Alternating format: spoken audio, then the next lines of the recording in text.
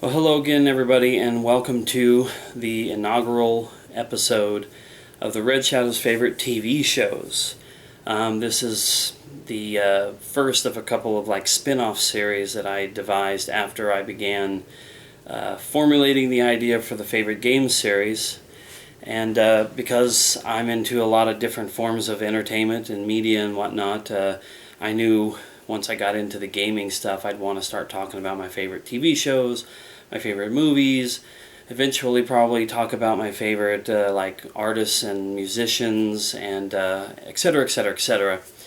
But I've been meaning to do this one for a while, and as opposed to the gaming series where I haven't even hit my favorite game of all time, I'm starting the TV series with my favorite television show of all time. I mean, you could take television and cut it off for me completely, make it inaccessible online or on television, any other show that's out there. And there's a lot of great shows, a lot of shows that I love, but you could take away everything. As long as you didn't take away this show, I could definitely survive on the X-Files. This is, without a shadow of a doubt, my favorite TV show of all time.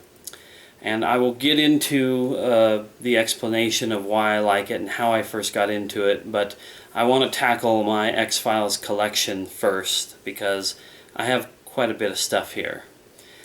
So I think we're just going to kind of go with, let's go with basically what would be considered the oldest. That would be my X-Files VHS sets. I have two of these trilogy box sets. This one, you probably won't be able to read what it says there, but these were VHS tapes that each had 2 episodes on them. And this one's from the first season. It has the pilot episode in Deep Throat on one, Conduit and Ice on another, Fallen Angel and Eve on the third.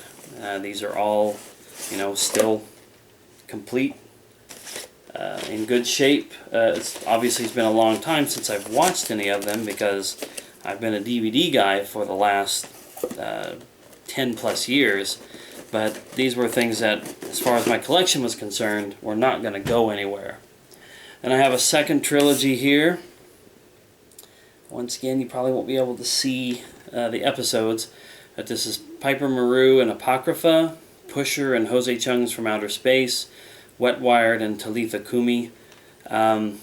Do you believe that these are, I feel really stupid right now, considering how much I love this show. I think these are from the 3rd season, or perhaps the 4th. They're from the 4th, I'm almost positive.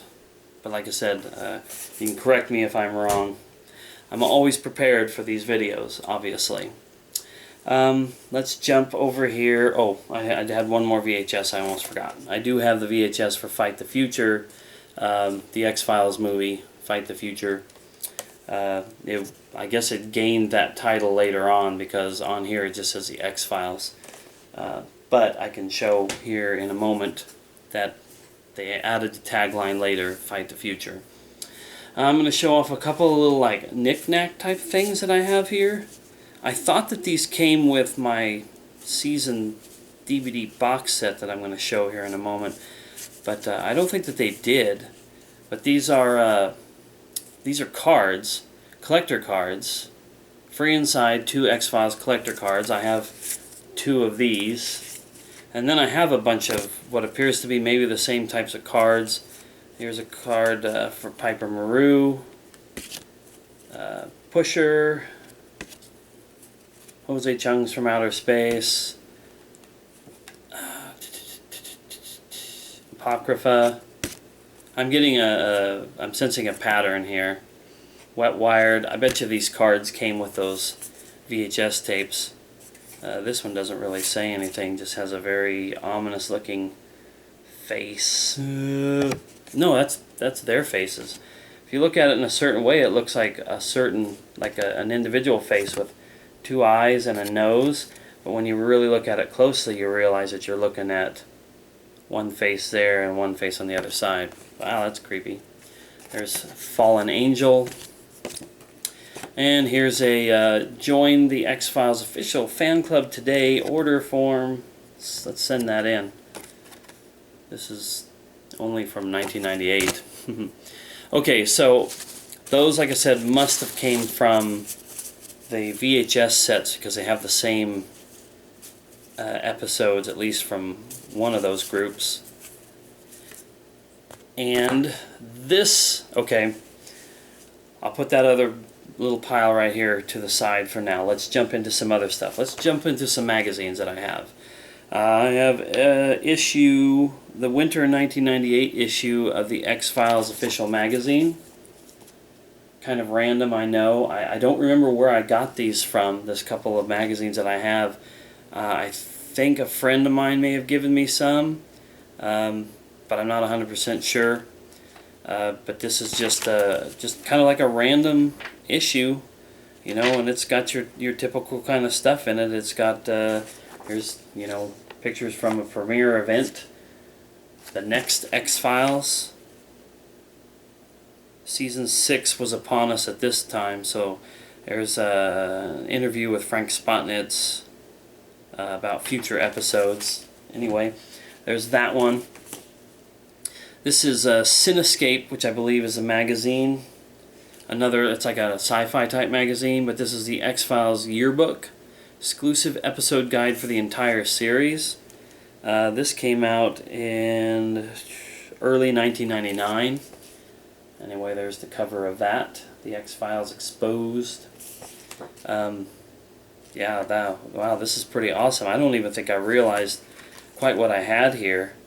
But it's got like little episode breakdowns for all the episodes of the different seasons. I may have found myself something to read late at night before I go to bed. Now this is pretty cool. This is from July 14th through the 20th, 2008. Exclusive Secrets of the X-Files. This was when the second movie, The Truth Is Out There. Oh, I want to believe. Wow, I'm really off my game here. This foreshadowing for something that I have planned that I'll mention when I wrap this particular.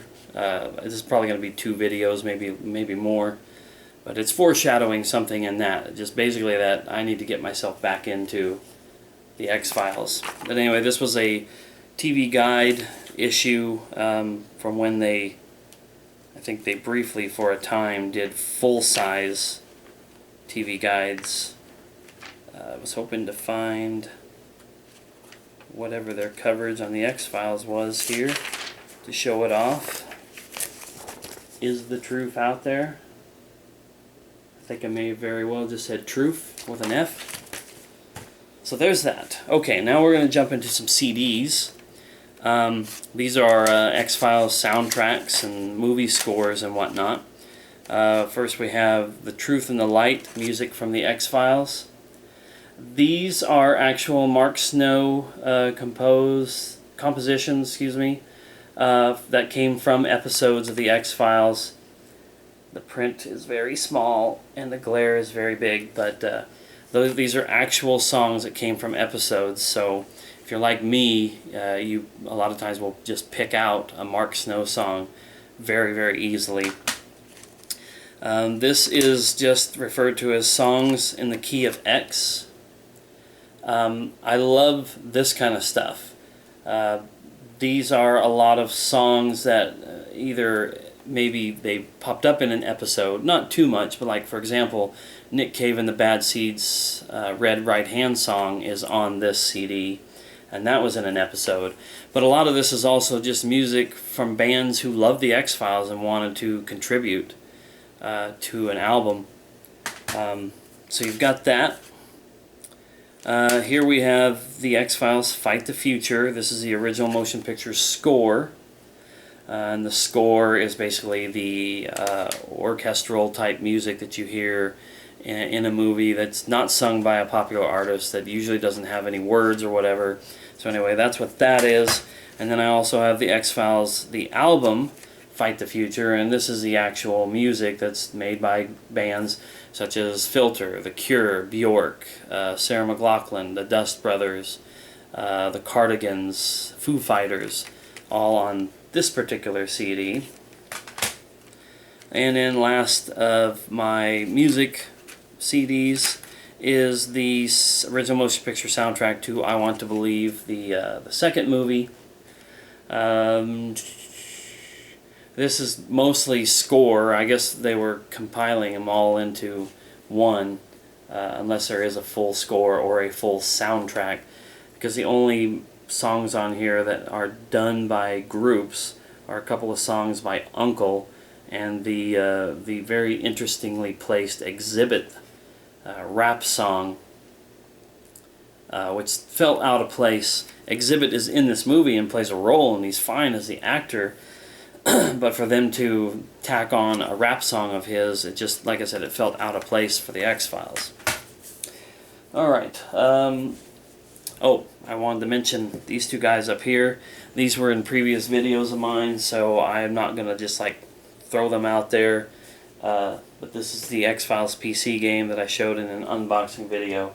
This is the only X-Files novel, fiction book that I have in my collection. And that makes me think of a couple of things I didn't grab for this, but it's not a big deal. I have the X-Files game, like I have for PC here, but I have 2 copies of it for the PS1. I don't remember if that ever showed in a video before, but it will be in my PS1 collection video, so I'll talk about that more then. And I also have what's called the Nitpicker's Guide to the X-Files. I don't remember the author's name. I don't know exactly where the books are. Maybe I'll save that for like the second episode of this, since I will more than likely have to break this up. But it was a very cool book where this particular guy went through, he watches all the episodes, he breaks down the episodes in terms of things like continuity errors, editing errors, those crazy scenes where like a guy's standing there and he's got a cup in one hand, and then in the next scene it's in his other hand, and then in the next scene it's back over here and it's half full, and then the next scene it's empty. Just, it's silly stuff like that, but that's why it's called the Nitpicker's Guide, and it's meant to be done in love, and not as a, oh wow, you guys suck because you didn't fix this stuff, you didn't edit this out. But it's a very cool reference tool. I have it for the X-Files, I think for some of the seasons. I don't know if they ever completed the X-Files. And they also did it for Star Trek The Next Generation. They're just really, once you've watched the show enough times, once you've watched the episodes in a series over and over again, it's fun to arm yourself with a book like that and then watch for those little discrepancies yourself. Okay, so now I think I'm going to show off a couple more things before we get to the coup de grace over here, before we get to the ultimate payoff.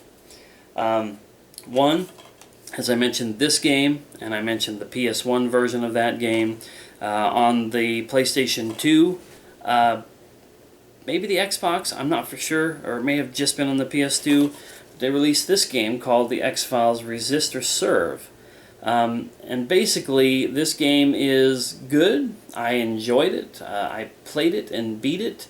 It had a few difficult sections, but I managed to get through them anyway. I guess I should point out what this game, you're not going to be able to tell much, I don't think, from that, but this game kind of plays like Silent Hill or Resident Evil, with the exception that it's not over-the-top combat, like you're not armed to the teeth. You're armed like a couple FBI agents, but it is like a storyline-based game like Silent Hill. It plays in that kind of graphical style. I guess you just have to kind of know Silent Hill to understand what I'm talking about. It's good, but it's just not as good as this one back here. And then another thing I like to show off when I get a chance are a couple of movies done by our 2 actors, your 2 lead actors from the X-Files, which is David Duchovny and Gillian Anderson. And this is probably not all of the movies that I own from the 2 of them, but I've always kept these set aside with my X-Files stuff. The first is a David Duchovny movie by the name of Evolution. This is a really funny movie. It's a really crazy take on the alien invasion kind of stories that, oddly enough, the X-Files kind of centered around. But also in the mid to late 90s, there were such a slew of movies that were dealing with aliens. What if aliens came to Earth? The X-Files movie, Independence Day, Men in Black even. This was just yet another movie in a sea of alien flicks, but it was really, really good, and I think a lot of it was because of its cast. Center in here a little bit, but you got Seann William Scott, you got Julianne Moore, of course there's David Duchovny, there's Orlando Jones. Let's see, on the back it should probably list, no, it doesn't list any of the other people. There's a bunch of other like peripheral characters that were really good in this movie. I don't know, yeah, it's just, this is probably like a $5 movie at Walmart. It's worth picking up if you like comedy type stuff. Then the other David Duchovny movie that I have here, oops, excuse me, I dropped something. This movie's called The Secret, with David Duchovny, and I'm having to look at this because I don't remember her name now. Olivia Thirlby, that's this girl here. Lily Taylor is also in it. This is a weird movie, and I'm going to read the description off the back. What if you got one more chance to say goodbye to your loved ones after you died? But what if the only way to do that was to inhabit your daughter's body? David Duchovny and Lily Taylor are Benjamin and Hannah, happily married soulmates whose relationship is brutally severed when Hannah is killed in a car accident. As she dies, a bizarre twist of fate propels Hannah inside the body of her beautiful teenage daughter, Sam. Immersing herself in Sam's world, Hannah discovers some shocking truths about her daughter's secret life, while at home, she and her husband draw closer and closer to rekindling their romance. That's probably the part of this movie that is the most unusual.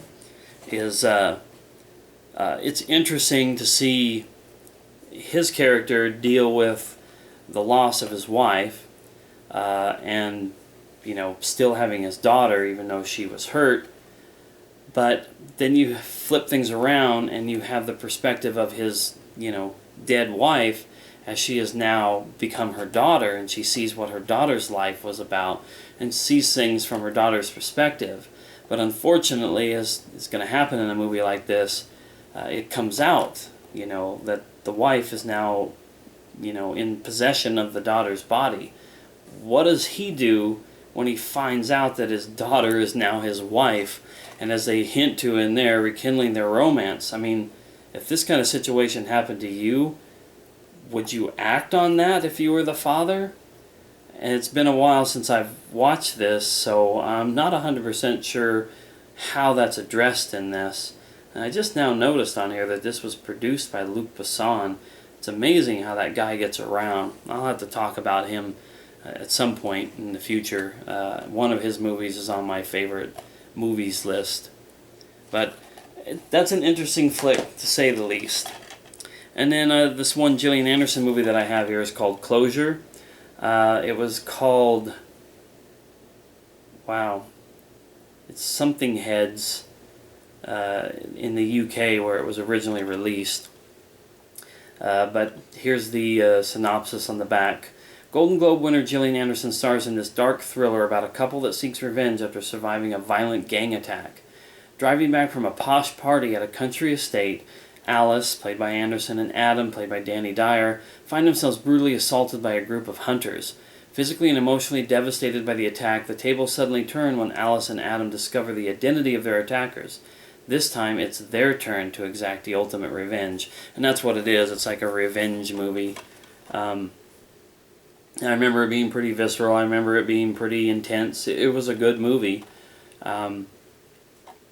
Another one of those I probably should watch again at some point in the future, but like I said, I always set it aside because it's a Gillian Anderson movie, and I like to kind of keep my X-Files related stuff separated like that, although I may have something in and amongst all this stuff over here that's related to it.